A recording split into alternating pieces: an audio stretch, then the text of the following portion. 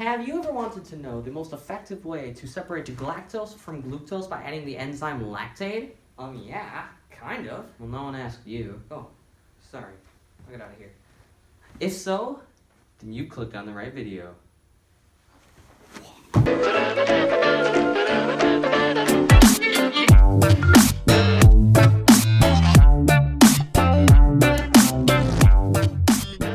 To start this experiment that would figure out how to do this, you will need 1 lactate capsule, 1 lactate chewable, skim milk, heat plate, magnetic stir, at least 4 test strips, a glucose monitor, mortar and pestle, 2 beakers, 1 that's big and 2 that are smaller, a timer, and graduated cylinder.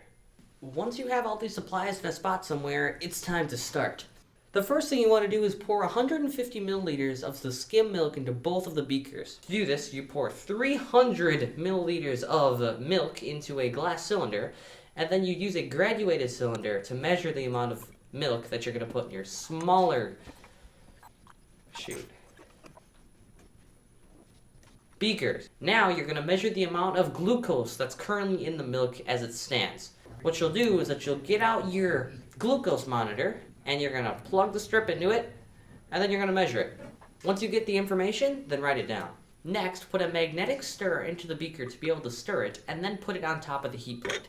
Plug in the heat plate, and then put the beaker on top of it, and line it up with the magnet underneath. Once you think you have it lined up, turn the stir mode on to 1, and try to figure out how to make sure that the magnet is not hitting anywhere along the glass. Once you have that figured out, turn off the mixer. Next, take the chewable out of the wrapper, and then crush it up using the mortar and pestle. Once it's crushed up to a powder, set it down and get your timer ready.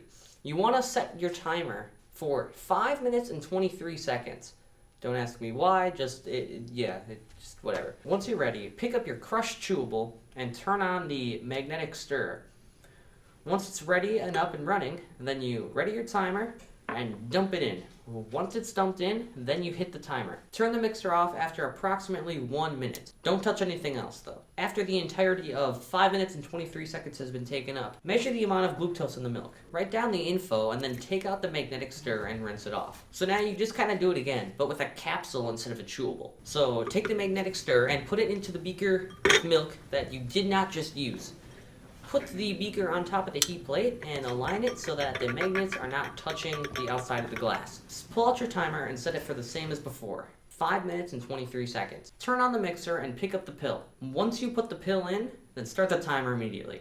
Just like before, turn off the mixer after approximately 1 minute. After the 5 minutes and 23 seconds are up, measure the amount of glucose in the milk and write down the amount, just as before. So there you go. Now you can either do it again to get a more average result, or you could not because you don't have enough time. Sort of like my group did when we did this experiment. So you may be wondering about some aspects of this experiment. Crushing the chewable pill, for example. Think if you had the choice between either swallowing a chewable or chewing the chewable. Technically you could swallow the chewable, but that really makes no sense because it's a chewable. Then again, my siblings swallow their mac and cheese whole sometimes, so I mean, you could technically swallow your chewable, but that kind of defeats the point of having a chewable.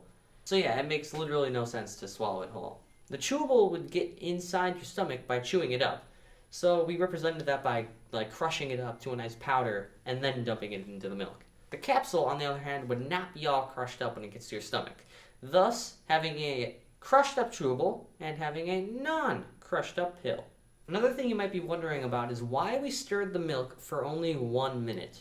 We did this because if you picture somebody's stomach, we don't picture the liquid being still, so we had to have some movement. We do, on the other hand, not picture the fluids of your stomach moving as fast as the liquids in the beaker on the lowest setting.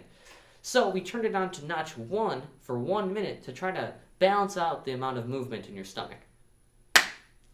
So yeah, that's all I got for you.